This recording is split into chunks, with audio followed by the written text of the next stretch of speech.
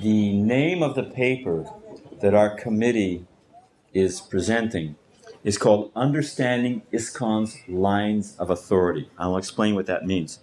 But first I wanted to give a quick, the committee members, Banu Maharaj, Bhaktibhushan Maharaj, Guru Prasad Maharaj, Niranjana Maharaj, Prahlad Nanda Maharaj, Ramai Maharaj, Shivaram Maharaj, and yours truly. And we're in a special debt to Niranjana Maharaj. You may remember we discussed this paper in Juhu. All of those comments were compiled, and Niranjana Maharaj took the whole thing, took the previous version of the paper, and gave us a revised, and many of us feel much better and actually an accurate paper. So we're very grateful for Niranjana Maharaj for that. In 2006, the GBC met in Italy. I think you've heard this before. But the question was, we have the greatest philosophy. We have Srila Prabhupada as our founder, Acharya. How can we, what's holding us back? How can we accelerate the spreading of Krishna consciousness? And we made a list of the issues that I think we came up with 8 or 10 or whatever that were the cornerstone issues that were blocking or at least inhibiting the advancement of Krishna consciousness, the Krishna consciousness movement. And one of those was this parallel lines issue. Let's see. Oh, hey, what's up? We should be up. Click through in case, for those who can see in the front row. We want to speak to future generations. Sorry about that. Okay. Sorry you can't see it.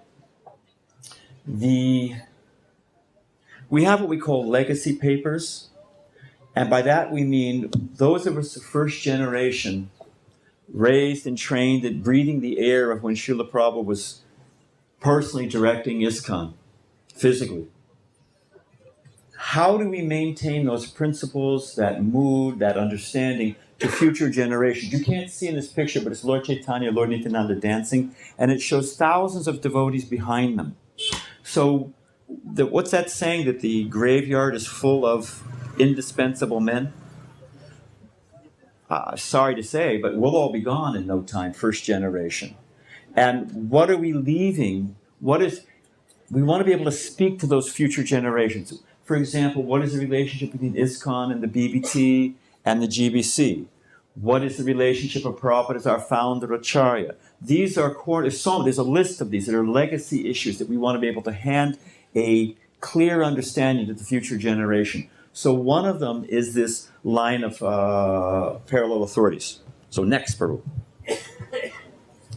We want to avoid repeating the Gaudiya Math history. What you can't see, I think this is part of the criminal, but one of the reasons you can't see it, anyway, what you're not seeing here is a little Gaudiya Math temple. Great, they're chanting Hare Krishna, but is that really what Prabhupada intended? I'm thinking of time also.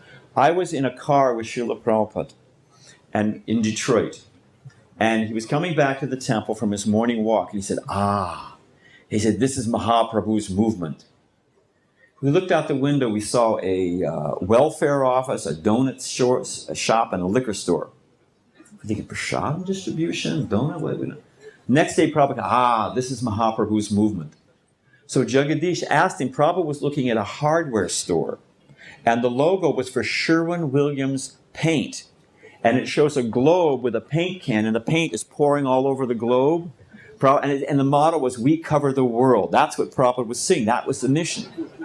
Prabhupada said that my disease is I cannot think small. So the danger of splitting off, we almost had it with the Zonlacharya days, 100 years out. What happens? So one of the examples, a simple example of these parallel lines, suppose a guru, I'm not picking anyone here, and we have to think, again, we're thinking to the future, decides to open a temple in Timbuktu. And he draws devotees, resources from all over the globe. This is a picture of the globe, which you can't see. From all over the world to build a temple in Timbuktu. Okay, fine. It's a beautiful temple. People in Timbuktu, they need to be delivered. But is that really the best focus of our resources? Is that what the African Yatra? Maybe they'd rather have a temple in the Ivory Coast. That's where we really, or in Nigeria. Does a guru, simply by dint of being a guru, have control over men and resources. Why? So that's it. This is what we're talking about, parallel lines. There's also, we have a separate economy. We have the GBC has no money, temples struggling, and we have gurus that sometimes in Dakshin, tens of thousands of dollars, even up to $100,000 they're getting annually. And they're spending as they like. They're spending it for Krishna. But is that really how we want to direct our resources? So that's something that's, our point is, via this paper, we want to establish the principles. We'll get to that in just a sec. And then from the principles, we can determine the applications. So first we want to establish the principles with a philosophical understanding. And then from that, there's many practices which flow. I'm quoting from the paper. Both lines of authority serve their own unique yet interdependent purposes to give shelter to the devotees under their care. So there's the managerial line and what we're calling the spiritual line. And I know the problem because it makes managerial look, by comparison, well, one's spiritual, the other must be material. We'll get to that in a second. Anyone who can come up with a better word that's accurate than managerial, let us know. We've been trying for 2 years to find a better word. Here's another quote from the paper. We are not suggesting that managerial authority is contrary to spiritual authority, nor are we suggesting that spiritual line is somehow more privileged or intrinsically more pure. Definition of management.